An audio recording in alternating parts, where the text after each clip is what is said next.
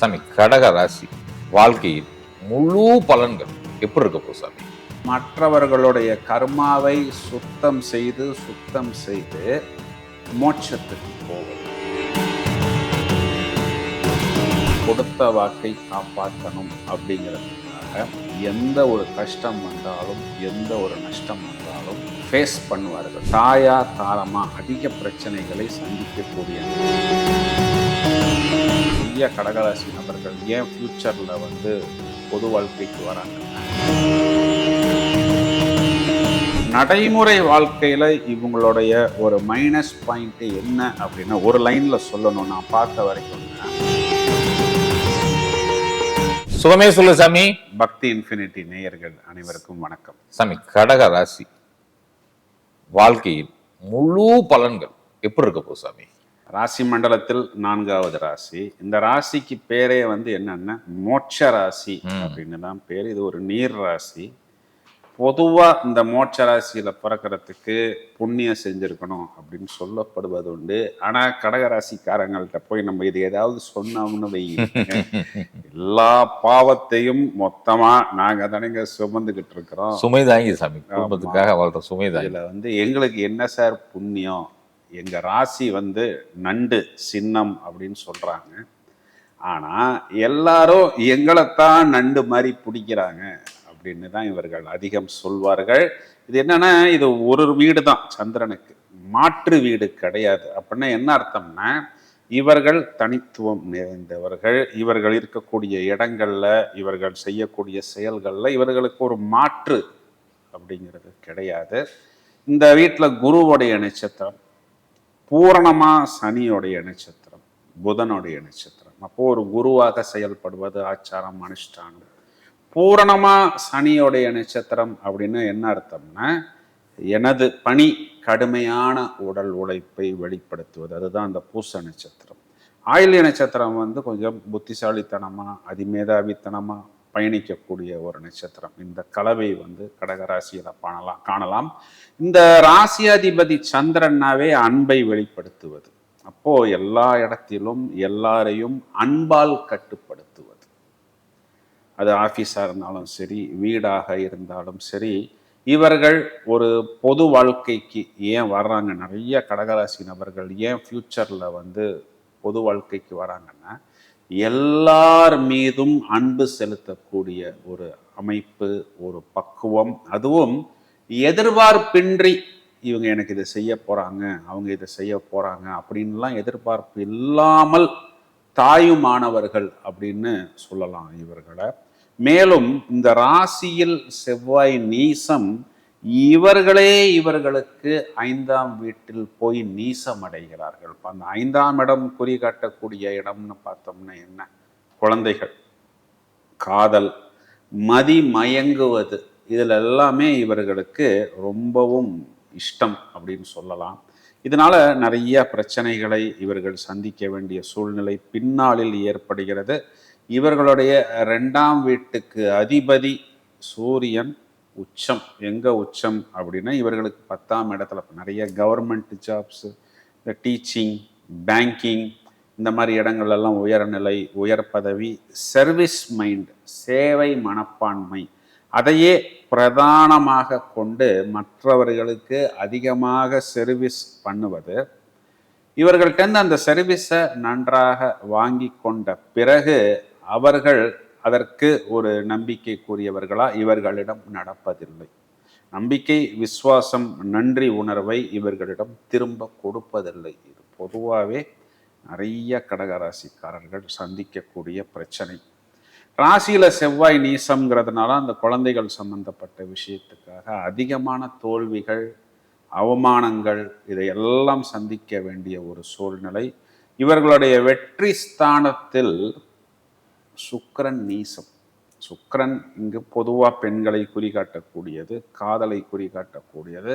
இவர்களுடைய பாகியஸ்தானத்தில் சுக்கிரன் உச்சம். இதனால என்னன்னா, இவர்கள் தான் நான் ஏற்கனவே சொன்ன மாதிரி 5ஆம் இடத்துல நீசம் அடைகிறாங்கன்னு சொன்னேன் இல்லையா? நீசம் அடைகிறதுனா என்னன்னா டெபிலிட்டேட்டட். அப்போ அந்த லவ் பண்ற இடங்கள்ல என்ன ஆகுதுன்னா, இவர்களை ஒரு அட்வான்டேஜாக அந்த பெண்கள் எடுத்துக்கொள்கிறார்கள். எப்படின்னா, இவர்களை ஒரு மாதிரி திட்டுவது, ஸ்டூபிட் அப்படின்னு அந்த கேர்ள் ஃப்ரெண்டு இவரை பார்த்து திட்டும், நான்சென்ஸ் அப்படின்னு திட்டும்.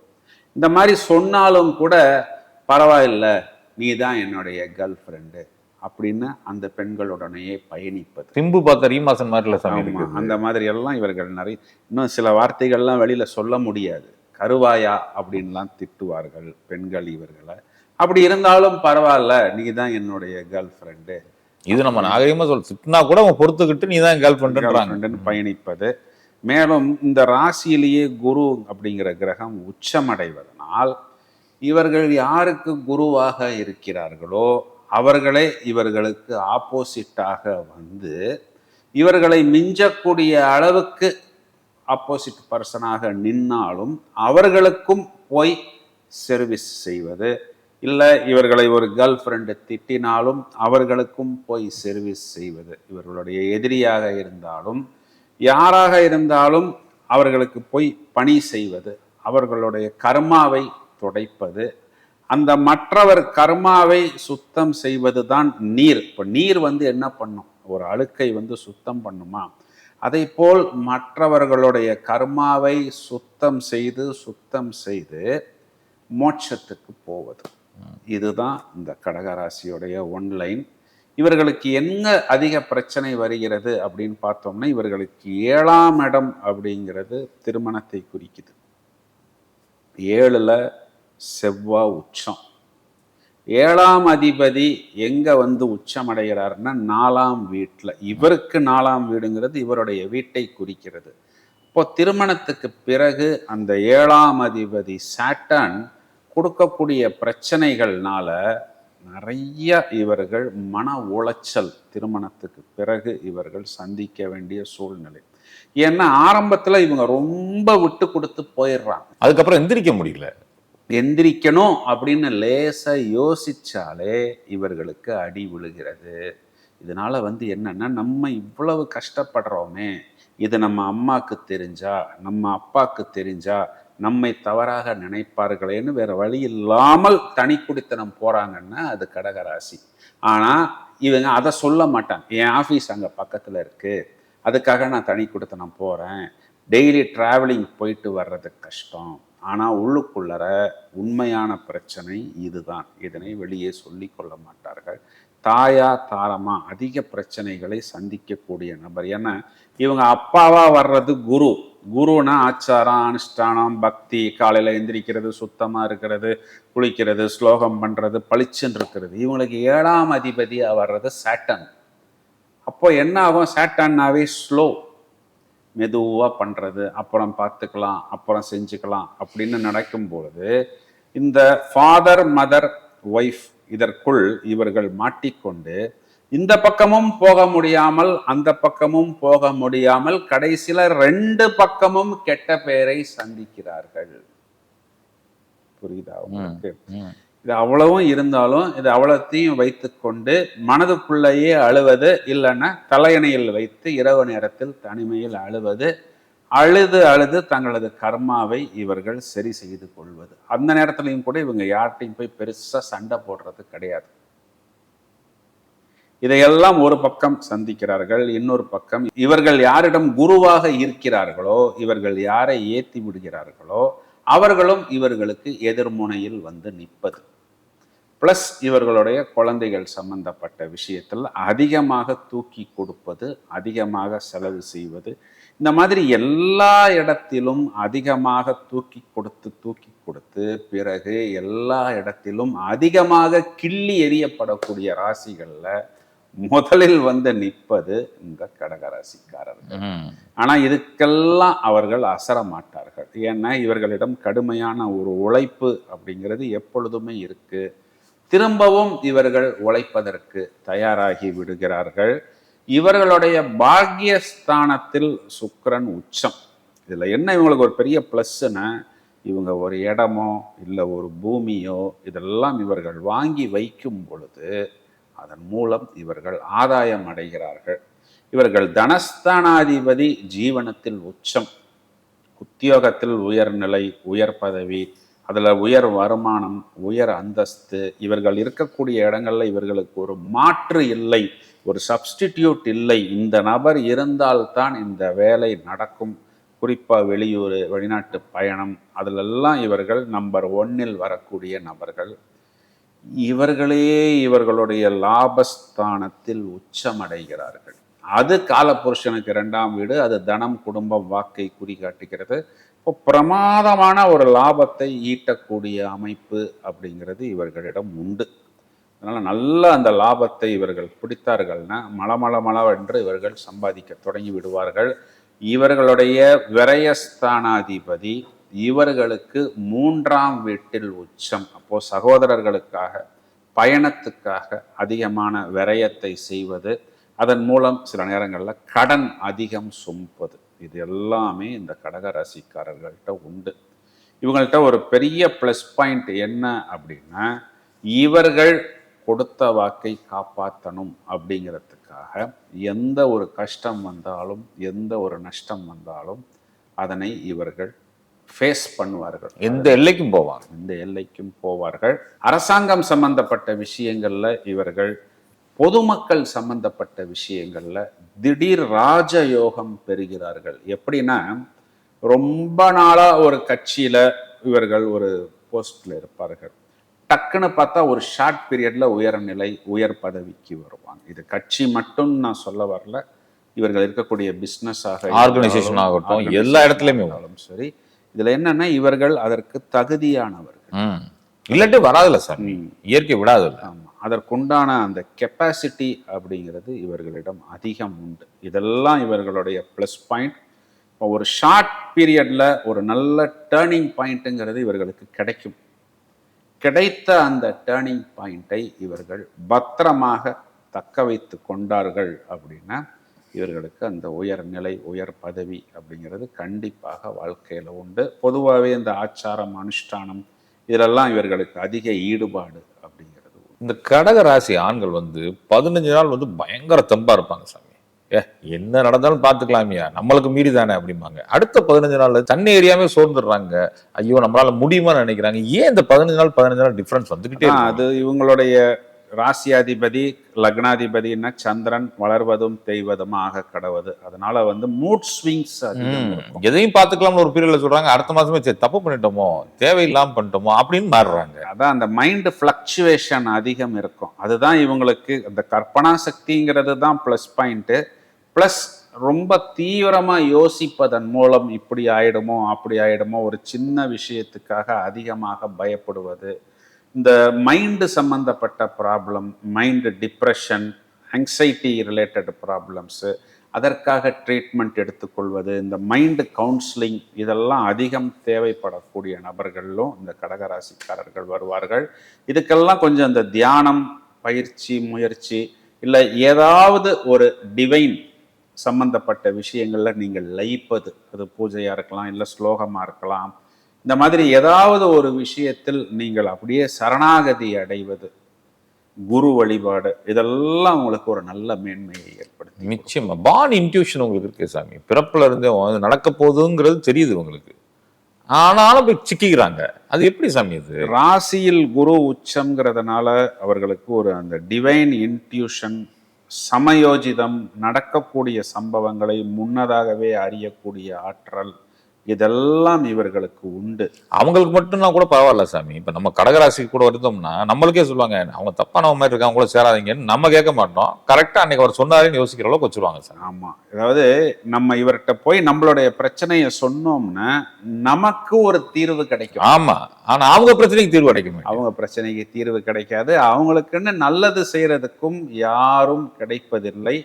அவங்களுடைய ஒரே நல்லதுன்னா அவங்களோட செய்யக்கூடிய அந்த ஹார்ட் ஒர்க் மட்டும்தான். திரும்ப திரும்ப அதனை செய்து செய்து அவர்களே அவர்களுடைய கர்மாவை தீர்த்து கொள்கிறார்கள். அதாவது இந்த மைண்டில் அட்ரினலின் அப்படின்னு ஒன்று சுரக்கும். அது அவங்களுக்கு என்ன சொல்லும் அப்படின்னா, ஒரு கல்யாண வீட்டுக்கு போகுது, அப்படியே அலங்கோலமா இருக்குன்னா, நீ தான் போய் முதல்ல அதை சுத்தம் பண்ணு, அது யாருன்னே தெரியாது, இருந்தாலும் அந்த சேரை அரேஞ்ச் பண்ணு, அந்த விஷயத்தை எடுத்து வை, நீ போய் அந்த சமயக்காரருக்கு ஏதாவது செய் அப்படின்னு சொல்லி, ஒரு இடத்தில் வேலை செய்தால், உழைத்தால் அந்த பணியை செய்தால்தான் அவர்களுக்கு நிம்மதி. நீங்க சொல்றது திருமண நிகழ்வுல சொல்றீங்க.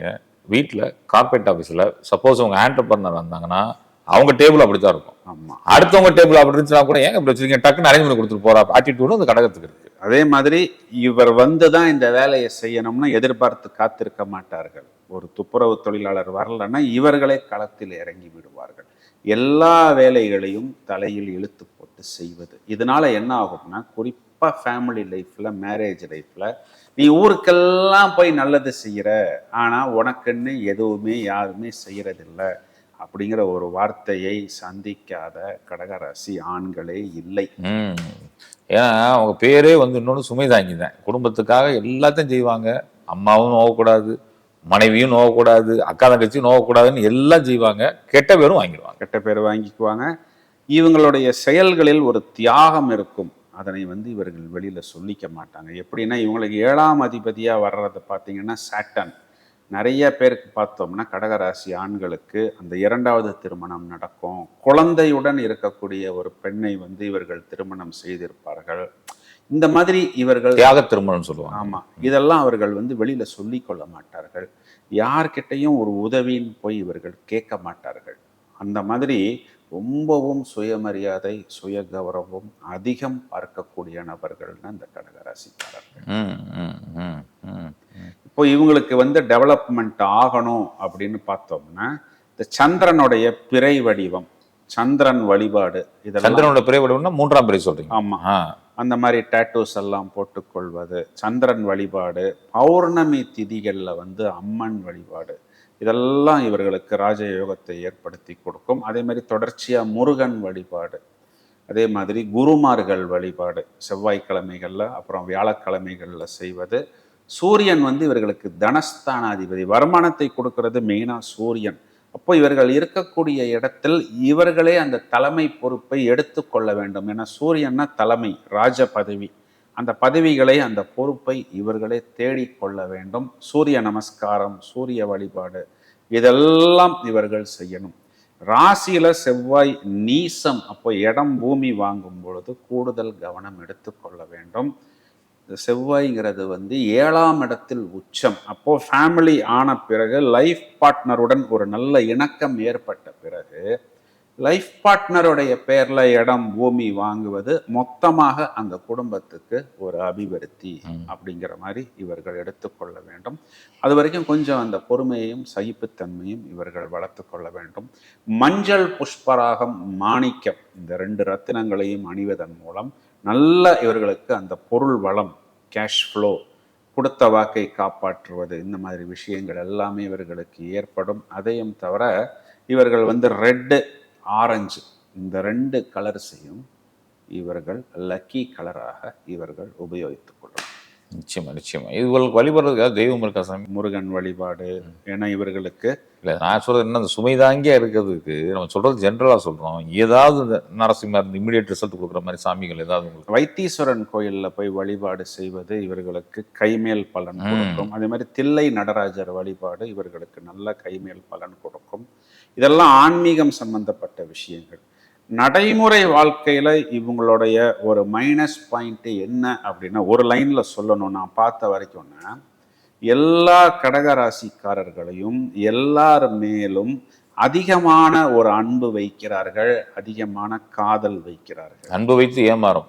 இது என்னன்னா, நீங்க ஒரு 100% அன்பு வைக்கிறீங்க அப்படின்னா அதனை பெறக்கூடிய நபர்கள் அதுல ஒரு 10%யோ 5%யோ கூட உங்களிடம் திரும்ப கொடுப்பதில்லை அப்படின்னு சொல்வதுதான் நிஜம். அதான் சொல்லிட்டேன், ஒரே லைன்ல அன்பு வைத்து ஏமாறும் கடகராசி. ஆமா, அதனால் நீங்க ஒரு விஷயத்தின் மேல் அதிகமான ஈடுபாடு வைத்து திரும்ப எனக்கு அது கிடைக்கவில்லை, வரவில்லைன்னு மனசளவுல ஏங்குறதுனாலயோ, குமரல் அடைகிறதுனாலயோ, புலம்புறதுனாலயோ ஒன்றும் ஆக போவதில்லை. அதனால் ரொம்பவும் நீங்கள் அன்பு வைக்கும் பொழுது, காதல் வைக்கும் பொழுது, அந்த நபர் அதற்கு பாத்திரமானவர்களா அப்படிங்கிறத யோசித்துட்டு பிறகு களத்தில் இறங்குங்க. நிச்சயமா. ஒரு விஷயத்தை மட்டும் நீங்க நடைமுறைப்படுத்தினீங்கன்னா உங்களுக்கு தோல்வி, அவமானம், மைனஸ் இல்லை.